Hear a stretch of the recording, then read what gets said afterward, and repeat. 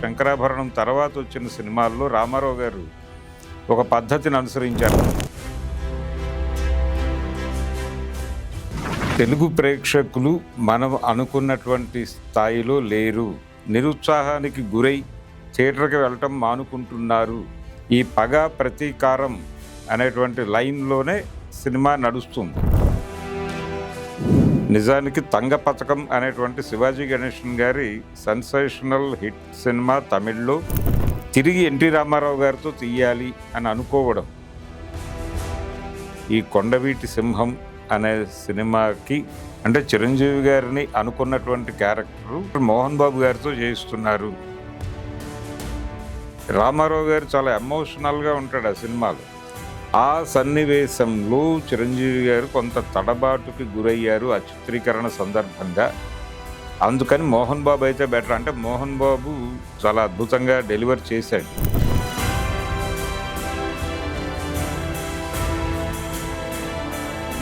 రామారావు చిరంజీవి ఇదే combination fail అయింది. ఇదే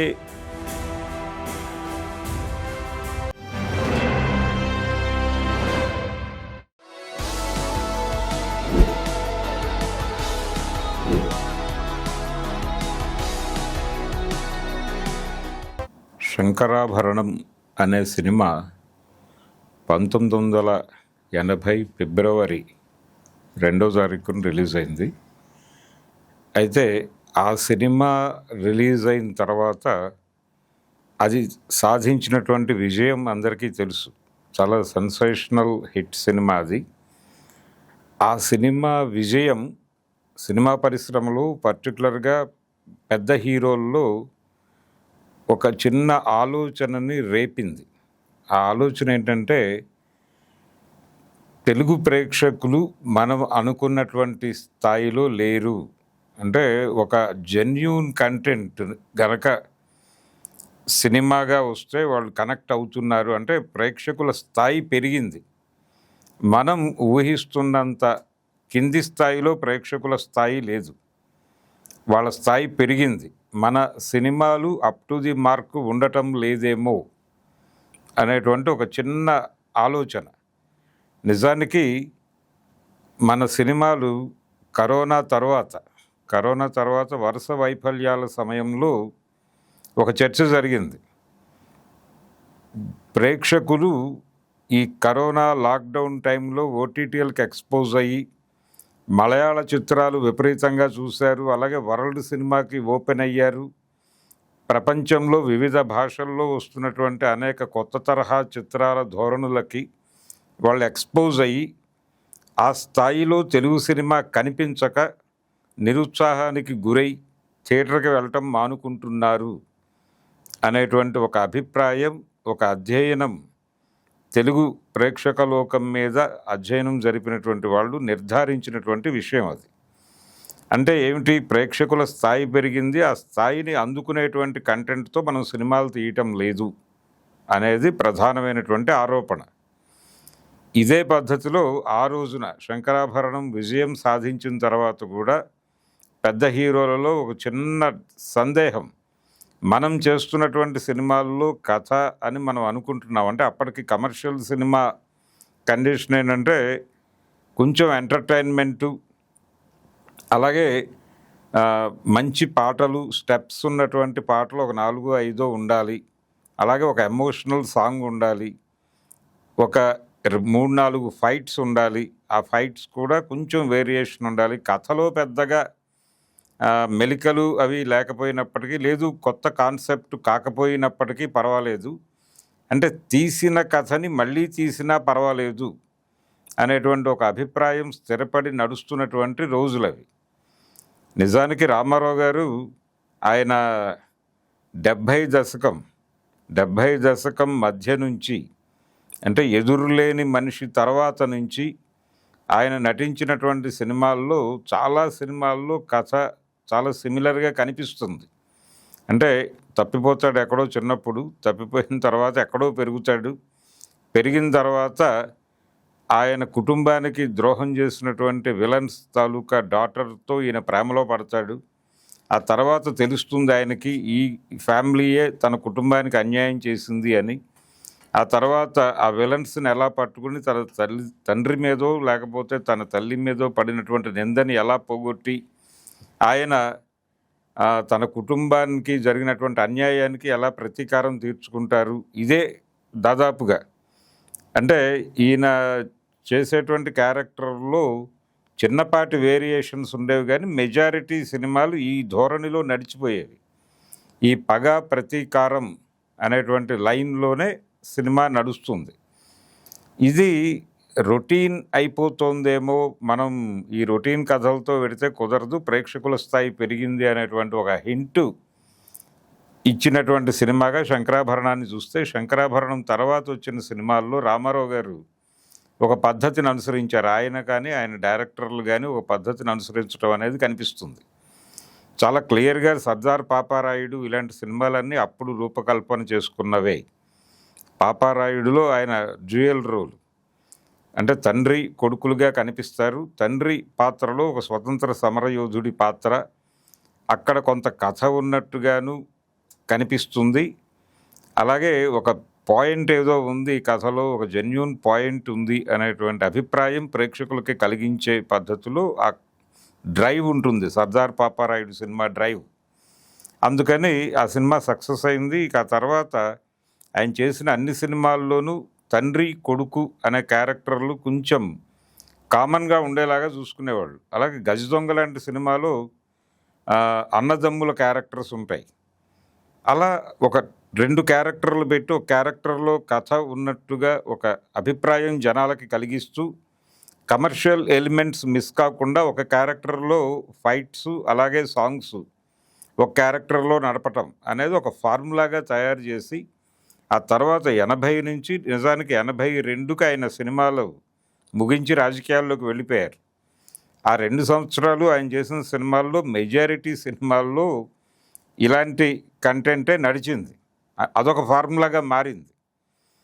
ఇలా ఫార్ములాగా మారినటువంటి సినిమాల్లో రాఘవేంద్రరావు గారు తీసినటువంటి కొండవీటి సింహం, ఆ సినిమా నిజానికి తంగ పథకం అనేటువంటి శివాజీ గణేషన్ గారి సెన్సేషనల్ హిట్ సినిమా తమిళ్లో. ఆ సినిమా తెలుగులో 70 బంగారు పథకం అనే పేరుతో చాలా పెద్ద విజయం సాధించింది. కళావాచస్పతి జగ్గయ్య కంచుకంఠంతో అనేది ఆ రోజుల్లో పోస్టర్ల మీద ప్రముఖంగా ప్రచురించి ఆ సినిమా రిలీజ్ చేయడం జరిగింది తెలుగు ప్రాంతాల్లో. అది తెలుగు ఆడియన్స్కి విపరీతంగా కనెక్ట్ అయింది. ఈ సినిమాని తెలుగు ప్రేక్షకులకి అందించింది అల్లు అరవింద్ గారు. ఆయన ప్రొడ్యూసర్గా దాదాపు మొదటి చిత్రంగా చెప్పుకోవాలి దాన్ని. డబ్బింగ్ సినిమా అది, తమిళ సినిమా హక్కులు తీసుకొని తెలుగులో డబ్ చేసి రిలీజ్ చేశారు. చాలా బిగ్ మనీ అయితే వచ్చింది ఆ సినిమాకి. అలాగే పేరు వచ్చింది. గీతా ఆర్ట్స్ అనేటువంటి బ్యానర్కి ఒక గౌరవప్రదమైనటువంటి పేరు రావటంలో కూడా బంగారు పథకం అనే సినిమా సహకరించింది. ఆ సినిమా ఆల్రెడీ తెలుగు ప్రేక్షకులు విపరీతంగా చూసేసినటువంటి కథని తిరిగి ఎన్టీ రామారావు గారితో తీయాలి అని అనుకోవడం. నిజానికి ఇంకొక సినిమా ఉంది శివాజీ గణేషన్ గారిది, ఆయన 3 పాత్రలు పోషించినటువంటి కోటీశ్వరుడు అనే పేరుతో తెలుగులో 70-60 దశకంలో చాలా తెలుగులో కూడా మంచి విజయం సాధించినటువంటి సినిమా అది. ఎంజీఆర్ శివాజీ గణేషన్లో తెలుగు ప్రేక్షకులు శివాజీ గణేషన్కే ఎక్కువ కనెక్ట్ అయ్యారు, ఎంజీఆర్తో కాదు. తమిళ్ సూపర్ స్టార్లతో ఎప్పుడూ తెలుగు ప్రేక్షకులు కనెక్ట్ కాకపోవడం అనేది ఒక విచిత్రమైన అంశం. రజనీకాంత్, కమల్ హాసన్లో రజనీకాంత్ తమిళ ప్రేక్షకులకి సూపర్ స్టార్, కానీ తెలుగు ప్రేక్షకులు కమల్ హాసన్తో ట్రావెల్ అయ్యారు, రజనీకాంత్తో కాదు. అలాగే ఆ తర్వాత జనరేషన్లో విజయ్ వచ్చాడు, అజిత్ వచ్చాడు. వాళ్ళిద్దరిలో కూడా విజయ్ కంపారిటివ్గా తమిళ్లో సూపర్ స్టార్ అజిత్తో పోలిస్తే, కానీ తెలుగు ఆడియన్స్ అజిత్ కనెక్ట్ అయినంతగా విజయ్కి కనెక్ట్ కాలా మొదట్లో. రజనీకాంత్ కూడా లేటర్ ఆన్ కనెక్ట్ అయ్యారు. అయితే మొదటి నుంచి కనెక్టివిటీ శివాజీతోనూ ఉండేది, ఆ తర్వాత కమల్ హాసన్తో ఉండేది. ఇలా శివాజీ గణేషన్ తమిళ సినిమాలు అధికంగా తెలుగులోకి డబ్ అయ్యేవి. అలా ఈ ఎమోషనల్ కంటెంట్తో మనం సినిమాలు తీయాలి అనుకున్నప్పుడు కోటీశ్వరుడు రీమేక్ చేస్తే ఎలా ఉంటుంది అనే ఆలోచన కూడా వచ్చింది. కానీ అది యాక్చువల్గా శివాజీ గారికి ఒక రకంగా అది ఆయన నటనకి పరాకాష్ట సినిమా అది. అందుకని ఆ సినిమాని యాజ్ ఇట్ ఈజ్గా తీయటం అనేది కొంత ఇబ్బందికరమైన అంశంగా రామారావు గారు భావించారు. దాంతో అది కాదు అని తంగపతకం వైపు వెళ్ళారు. తంగపతకం సినిమాకి అందులో యంగ్ రామారావు కావాలి. అంటే యాక్చువల్ ఒరిజినల్ కథ ఏంటంటే ఒక పోలీస్ ఆఫీసర్ గారు, ఆయనకు ఒక కొడుకు, ఆ కొడుకుని క్రమశిక్షణలో పెంచాలి అని ఆ పోలీస్ ఆఫీసర్ గారు అనుకుంటారు. కానీ బయట స్నేహాలు, ఇతర ప్రభావాలు, అతను చెడిపోయి వేరే ట్రాక్లో వెడుతున్నాడు, అతన్ని క్రమశిక్షణలో పెట్టాలి అని తండ్రి ప్రయత్నం చేసినప్పుడల్లా తండ్రి తనని టార్గెట్ చేసి దాడి చేస్తున్నాడు అని అతను దూరంగా జరుగుతూ ఉంటాడు. కొడుకు తన నుంచి దూరంగా జరుగుతున్నాడు అని తండ్రి భావించి కొడుకుని తన వైపు తీసుకోవడానికి ప్రయత్నం చేసినట్టుగా కూడా కనబడదు ఆ కథలో. అంటే బయట ఇన్ఫ్లుయెన్సెస్ ఎక్కువైపోయి తండ్రి మీద వ్యతిరేకత పెంచుకుంటూ వెడుతున్నాడు అతను.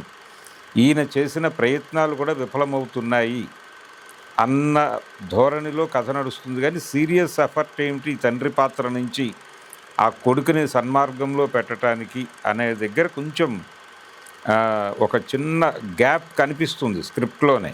అయినప్పటికీ కథ నడిచేటువంటి తీరు అంటే తండ్రి కొడుకు అనేటువంటి రిలేషన్లో తండ్రి మాట విననేటువంటి కొడుకు చెడు స్నేహాలు పట్టి వెళ్ళిపోవటం అనేది ఒక జనరల్ నేరేటివ్ ప్రజల బ్రెయిన్స్లో ఫీడ్ అయి ఉండటం వలన ఈ గ్యాప్ ఎవరు పట్టించుకోలేదు.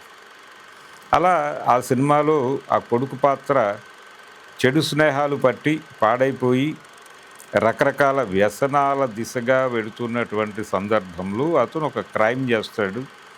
ఆ క్రైమ్ ఈయన పోలీస్ ఆఫీసర్ గారి దృష్టికి వస్తుంది. చిన్నపిల్లవాడిగా అంటే బాల నేరస్తుడిగా అతన్ని అంటే ఒక రకంగా కొడుకైనా మనం ఇన్ఫ్లుయెన్స్ చేసి అతన్ని బయటకు తీసుకురాకూడదు కాబట్టి చట్టం తన పని తాను చేసుకువెడుతుంది అన్న ధోరణిలో వ్యవహరిస్తాడు తండ్రి. ఆ కొడుకుని కోర్టులో పెడతారు. కోర్టు అతను చేసినటువంటి నేరం ప్రూవ్ అవడంతో శిక్ష వేస్తుంది. అతను జైలుకి వెళ్ళిపోతాడు. బాల నేరస్తుల శిక్షణాలయానికి వెళ్ళిపోతాడు.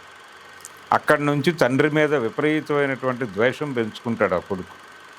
ఆ విపరీతమైన ద్వేషంతో బయటకు వచ్చిన తర్వాత అతను ఏదో సన్మార్గంలో పెట్టాలని ప్రయత్నం చేస్తాడు. అతను క్రమంగా గ్రేడ్ పెరిగి దేశద్రోహిగా మారి దేశ అంతర్గత రహస్యాలు తీసుకెళ్ళి శత్రు దేశానికి ఇచ్చేసే స్థాయికి చేరుకుంటాడు. ఈ చేరుకునేటువంటి ప్రయాణము అతన్ని కంట్రోల్ చేయటంలో తన ఫెయిల్యూరు, ఈ ఇబ్బందుల్లో ఉన్న టైంలో ఆఖరి నిమిషంలో బార్డర్లో ఆ కొడుకు మన దేశానికి సంబంధించిన రహస్యాలు అవతల వాళ్ళకి ఇచ్చేస్తున్నాడు, ఏం చేయాలో అర్థం కాదు. అతను వెళ్ళిపోతూ ఉంటాడు. అతన్ని ఎలా ఆపాలో అర్థం కాని పరిస్థితుల్లో ఈ తండ్రి ఆ కొడుకుని ఫైర్ చేస్తాడు. కొడుకు చనిపోతాడు. ఇది లైన్. అంటే మనకి భారతీయుడు అనేటువంటి సినిమాలో లంచగొండిగా మారినటువంటి కొడుకుని చంపేసేటువంటి పెద్ద కమల్ హాసన్ గుర్తొస్తాడు. నిజానికి బహుశా ఆ సన్నివేశానికి ప్రేరణ తంగపతకం అయి ఉండొచ్చేమో. కానీ అయితే రెండు కథలు వేరువేరు, కానీ ఆ సీన్లో సిమిలారిటీ కనిపిస్తుంది తంగపతకానికిను భారతీయుడు సినిమాకి. అలా ఈ కథని తీసుకుని ఈ కథలో ఆ చెడ్డ కొడుకుగా ఎవరిని పెట్టాలి, ఎన్టీ రామారావు గారు ఆ పోలీస్ ఆఫీసర్ క్యారెక్టర్ చేస్తారు. కానీ ఎన్టీ రామారావు గారికి ఆ చెడ్డ కొడుకుగా ఎవరు నటించాలి అనేది ఒక ప్రశ్న దర్శకుడు రాఘవేంద్రరావు గారి ముందు. ఈ సినిమా కూడా రోజా మూవీస్లో వచ్చింది. రోజా మూవీస్ అంటే అంతకుముందు వేటగాడు అనేటువంటి ఒక సెన్సేషనల్ హిట్ సినిమా తీసినటువంటి ప్రొడక్షన్ హౌస్, అర్జున్ రాజు గారి బ్యానర్ అది. ఆ బ్యానర్లో రామారావు గారితో రెండో సినిమా అనేసరికి చాలా ప్రెస్టీజియస్గా తీసుకున్నారు ఆ ప్రాజెక్ట్ని. ఆ ప్రెస్టీజియస్ ప్రాజెక్ట్లో రామారావు గారికి అంటే ఒరిజినల్ తంగపతకంలో లేని మరో పాత్రని కల్పించారు. ఒక పాత్ర కాదు, చాలా క్యారెక్టర్లు కల్పించారు. అందులో ఒక క్యారెక్టరు ఇంకొక ఎన్టీఆర్ ఉంటాడు. అంటే ఏదో జాతక రీత్యా ఈ ఈ కొడుకు ఉంటే గనక ఇబ్బంది, ఇలాంటి ఒక చిన్న కల్పన చేసి ఒక ఎన్టీఆర్ పుట్టిన తర్వాత అతన్ని ఇంకెవరికో ఇచ్చి పంపించేస్తే అతను ఇంకెక్కడో పెరుగుతాడు. అలాంటి ఒక చిన్న ట్రాక్ డీవియేషన్ ప్రోగ్రామ్ పెట్టి ఒక ఎన్టీఆర్ని, ఒక క్యారెక్టర్ని బయటకు పంపించేసి ఒక కొడుకుని, అతన్ని ఎన్టీఆర్ని చేసి ఆ కొడుకు పాత్రలో ఒక యాక్షన్ ఎపిసోడు, అలాగే డ్యూయేట్లు. శ్రీదేవి గారు హీరోయిన్గా ఉండాలి కదా, శ్రీదేవితో డ్యూయేట్లు ఉండాలి కదా, అందుకని ఆ క్యారెక్టర్ని అటు డెడికేట్ చేసి ఇక్కడ ఈ మాట వినని, చెడు వ్యసనాలు పట్టి చెడు మార్గంలో వెళ్ళిపోయేటువంటి కొడుకు పాత్రలో ఎవరిని పెట్టాలి అనే ప్రశ్న ముందుకొచ్చినప్పుడు రాఘవేంద్రరావు గారికి మొదట కనిపించినటువంటి ఆప్షన్ చిరంజీవి. అప్పటికి చిరంజీవి విలన్ క్యారెక్టర్లు చేస్తున్నాడు. అలాగే సత్యజిత్ర బ్యానర్లో సాంబశివరావు గారి డైరెక్షన్లో కొత్తల్లుడు, కొత్తపేట రౌడీ సినిమాల్లో తను విలన్ క్యారెక్టర్లు చేశాడు. అలాగే క్రాంతి కుమార్ గారి బ్యానర్లో రాఘవేంద్రరావు గారి డైరెక్షన్లోనే మోసగాడు అనేటువంటి సినిమాలో విలన్ క్యారెక్టర్ చేశాడు చిరంజీవి. కాబట్టి తనతో చేయిస్తే ఎలా ఉంటుంది అని ఒక అభిప్రాయానికి వచ్చాడు ఈ నెగిటివ్ కొడుకు క్యారెక్టర్. అలా చిరంజీవి గారిని బుక్ చేసుకున్నారు. ఆయనకి అడ్వాన్స్ ఇవ్వటం జరిగిపోయింది. ఆయన కమిట్ అయిపోయాడు. ఆయన డేట్స్ ఇచ్చేసాడు వీళ్ళకి. కానీ షూటింగ్కి పిలుపు రాలేదు. ఇక్కడ షూటింగ్ జరిగిపోతుంది అనేటువంటి సమాచారం తెలిసింది ఆయనకి. తెలిసి ఇదేంటి, నా డేట్స్ తీసుకున్నారు, నన్ను పిలవలేదు, షూటింగ్ జరిగిపోతుంది అంటున్నారు, ఏం జరుగుంటుంది అని ఆయనకు చిన్న సంక్షోభం. ఆ సంక్షోభంతో ఆయన వెళ్ళి అడిగాడు ఆఫీస్కి వెళ్ళి, అయ్యా ఏమిటి పరిస్థితి అని అడిగితే అప్పుడు చెప్పిన మాట ఏంటంటే ఆ క్యారెక్టర్ మోహన్ బాబు గారితో చేయిస్తున్నారు అని. అంటే చిరంజీవి గారిని అనుకున్నటువంటి క్యారెక్టరు చిరంజీవి గారికి ఇంటిమేట్ చేయకుండానే మోహన్ బాబుతో చేయించేశారు ఆ నెగిటివ్ కొడుకు పాత్ర. ఈయన కొంచెం సఫకేట్ అయ్యాడు, ఏమిటిది, ఎందుకు ఇలా జరిగింది అని.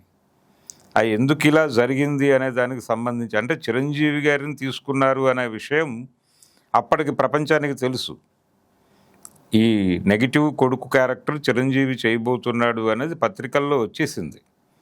వచ్చేసిన తర్వాత ఆ ప్లేస్లోకి మోహన్ బాబు వచ్చాడు. మోహన్ బాబు రావటానికి అప్పుడు బయట చర్చ ఏంటంటే నిజానికి ఇండస్ట్రీలో ఏం జరుగుతుందో ఎవరికి ఇన్ డీటెయిల్ తెలియకపోయినప్పటికీ ఊహాగానాలు ప్రచారం జరుగుతుంది. ఈ ఊహాగానాలు ప్రచారం సినిమా చూసిన తర్వాత, కొండవీటి సింహం సినిమా చూసేసిన తర్వాత ఈ తంగపథకం రీమేక్కి కొండవీటి సింహం అని పేరు పెట్టారు. ఆ సినిమా రిలీజ్ అయింది, చాలా సెన్సేషనల్ హిట్ అయింది. ఆ సెన్సేషనల్ హిట్ రికార్డులు బద్దలు కొట్టే స్థాయి కలెక్షన్స్ రాబట్టినటువంటి సినిమా అది. అయితే సినిమా రిలీజ్ అయిన తర్వాత ఈ దుర్మార్గమైనటువంటి కొడుకు పాత్రలో ముందు చిరంజీవిని అనుకున్నారట, చిరంజీవిని కాదనుకుని మోహన్ బాబుని తీసుకున్నారట అన్నంత వరకే బయట ప్రచారం. అప్పుడు చాలామంది అనుకున్నది ఏంటంటే రామారావు గారు చాలా ఎమోషనల్గా ఉంటాడు ఆ సినిమాలో, ఎమోషనల్గా ఉంటాడు. పర్టికులర్గా తన భార్య చనిపోయినటువంటి సన్నివేశం కొడుకుకి అది కమ్యూనికేట్ చేయడానికి వెడితే ఆ కొడుకు చాలా పెడసరంగా మాట్లాడతాడు, హర్ట్ చేస్తాడు. నాకేమీ సంబంధం లేదు, ఇదిగో ఈ కర్ర తీసుకెళ్ళి తగలబెట్టేసుకో, నేను ఇచ్చానని చెప్పి చాలా వైల్డ్గా మాట్లాడతాడు. ఆ మాట్లాడినప్పుడు ఈయన చాలా ఎమోషనల్గా కొట్టడానికి వెళ్ళిన పద్ధతిలో ముందుకెళ్తాడు. కానీ ఆ కొడుకు జంకడు, అలాగే నిలబడి ఉంటాడు స్టబన్గా. నువ్వేవైనా చేసుకో, నేను రాను అన్న మొండిగా వ్యవహరిస్తాడు. ఆ సన్నివేశంలో చిరంజీవి గారు కొంత తడబాటుకి గురయ్యారు ఆ చిత్రీకరణ సందర్భంగా. అందుకని మోహన్ బాబు అయితే బెటర్. అంటే మోహన్ బాబు అంతకుముందు సింహబలుడు అనేటువంటి సినిమాలో రామారావు గారితో కలిసి యాక్ట్ చేశాడు. అతను కొంచెం అనుభవజ్ఞుడు కదా, అతన్ని తీసుకుందామని అతన్ని తీసుకొచ్చారు అనే ప్రచారం జరిగింది. కానీ అది వాస్తవం కాదు. వాస్తవం ఏమిటంటే చిరంజీవి గారు రామారావు గారు కాంబినేషన్లో అంతకుముందు దేవివర ప్రసాద్ గారి బ్యానర్లో రాఘవేంద్రరావు గారి డైరెక్షన్లోనే తిరుగులేని మనిషి అనే ఒక సినిమా వచ్చింది. ఆ సినిమా స్క్రిప్టులో ఉన్నటువంటి గందరగోళం కావచ్చు, ఏదైనా కానీ ఆ సినిమా బాక్స్ ఆఫీస్ దగ్గర ఫెయిల్ అయింది. రతి అగ్నిహోత్రి ఆ సినిమాలో హీరోయిన్. రాఘవేంద్రరావు గారు, రామారావు గారి కాంబినేషన్ అంటే అది ఎట్టి పరిస్థితుల్లోనూ బాక్స్ ఆఫీస్ దగ్గర చాలా బిగ్ హిట్గా నమోదవుతున్నటువంటి సందర్భం. వసూళ్ల దర్శకుడు రాఘవేంద్రరావు అనేటువంటి పేరు కాయిన్ అయిపోయింది. ఆయన ఫ్లాపులు ఎరగనటువంటి దర్శకుడు అనేది కూడా ఒక మాట జనాల్లో ఉండేది. మరి అలాంటి కాంబినేషన్లో వచ్చినటువంటి సినిమా ఫెయిల్ అయింది. అది తిరుగులేని మనిషి. అందులో చిరంజీవి గారు ఒక క్యారెక్టర్ చేశాడు. అంటే రామారావు గారికి బావ క్యారెక్టర్, చిరంజీవికి బావమరిది రామారావు గారు ఆ సినిమాలో. అంటే రామారావు గారి చెల్లెల్ని పెళ్లి చేసుకుంటాడు చిరంజీవి, అది క్యారెక్టర్. ఆ సినిమా దెబ్బతింది.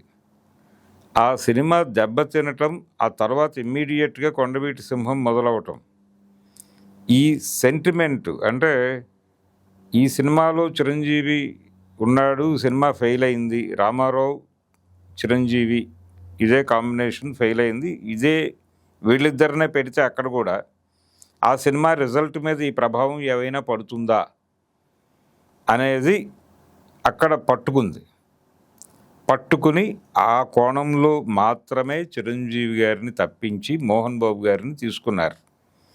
అంతకు మించి ఈయనేదో సెట్లోకి వెళ్ళి నటించి అది ఆ ఎమోషన్ పండక ఇలా కాదు, మోహన్ బాబు అయితే బెటరు అని అనుకుని మోహన్ బాబుకు షిఫ్ట్ అయ్యారు అని జరిగినటువంటి ప్రచారం కేవలం బయట ఊహాగానం తప్ప అది వాస్తవం కాదు. నిజానికి చిరంజీవి గారు తిరుగులేని మనిషి సినిమాలో కూడా ఎన్టీఆర్తో చాలా ఎమోషనల్ సీన్స్లో ఈక్వల్ ఎమోషన్లో నటించినటువంటి సందర్భము ఉంది. అలాగే వాళ్ళిద్దరి మధ్య ఒక యాక్షన్ ఎపిసోడ్ ఉంటుంది.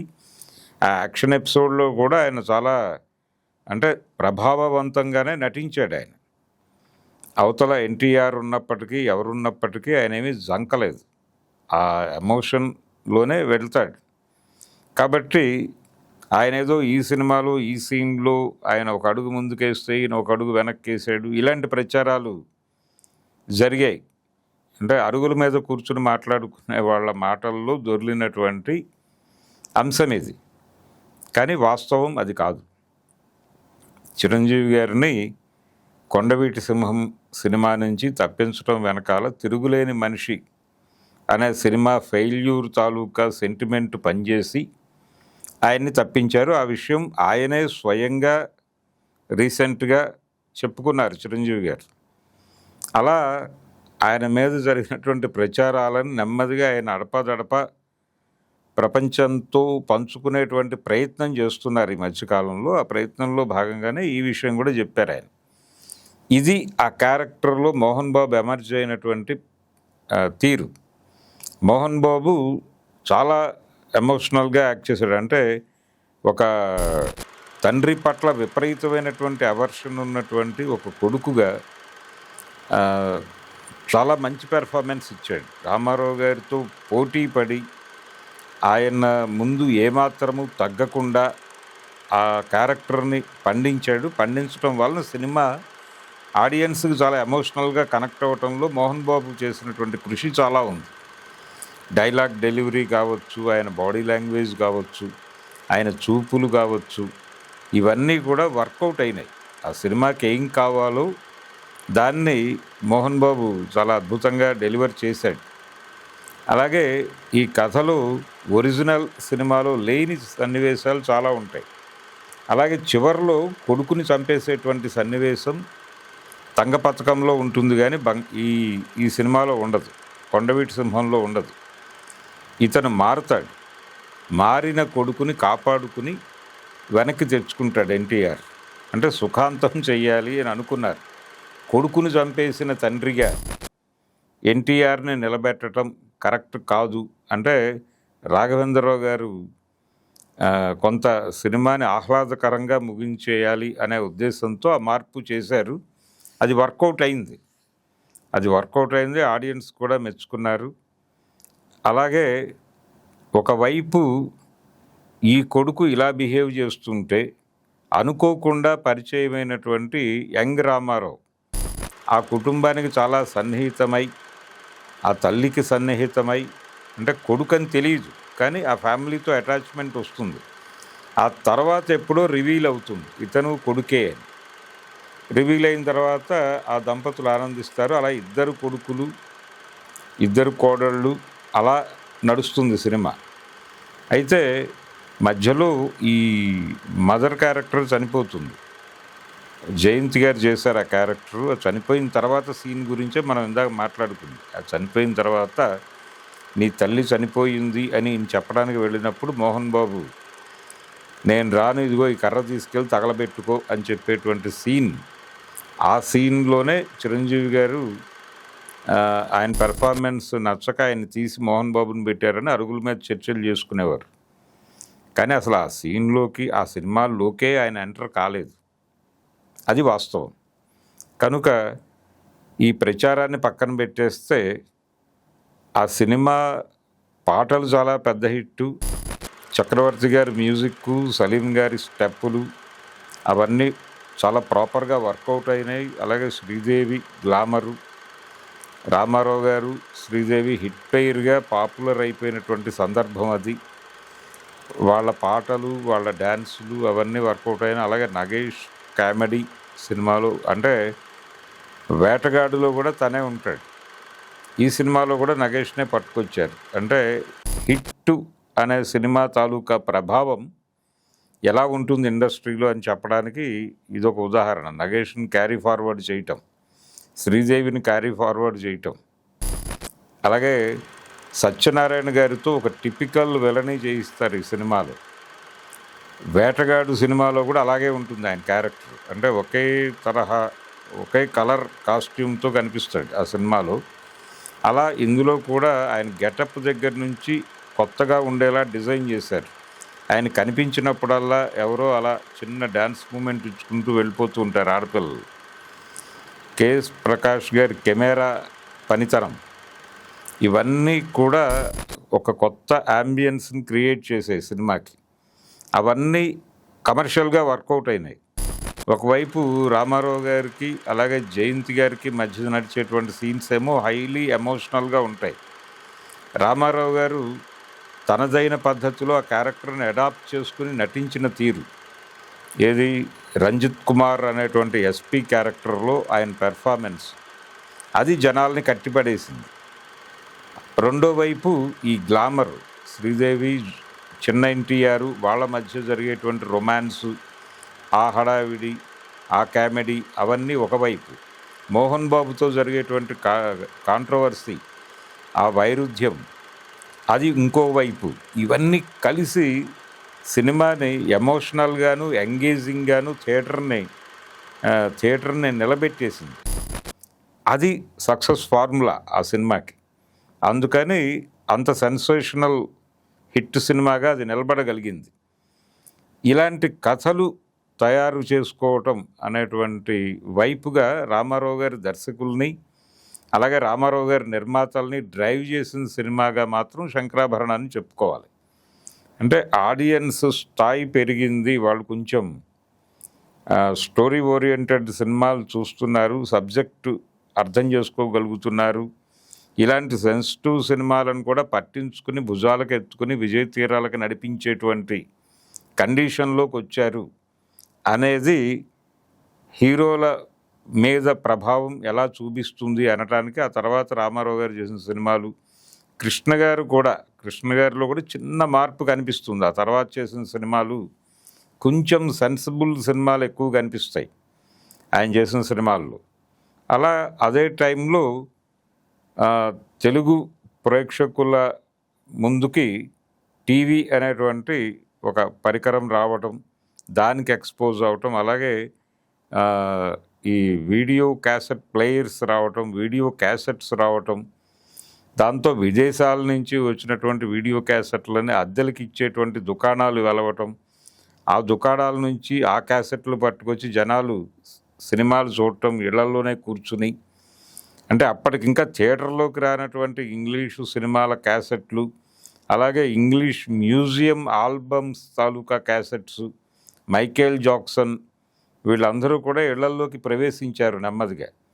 ఈ ఈ యాక్షన్ సినిమాలు ఇవన్నీ కొత్తగా అనిపించేవి జనాలకి. అప్పటికి రామారావు గారు ఇండస్ట్రీ నుంచి వెళ్ళిపోవాలి అనుకుంటున్న దశ, కృష్ణ గారు, శోభన్ బాబు గారు 50లకి చేరుకుంటున్నటువంటి దశ.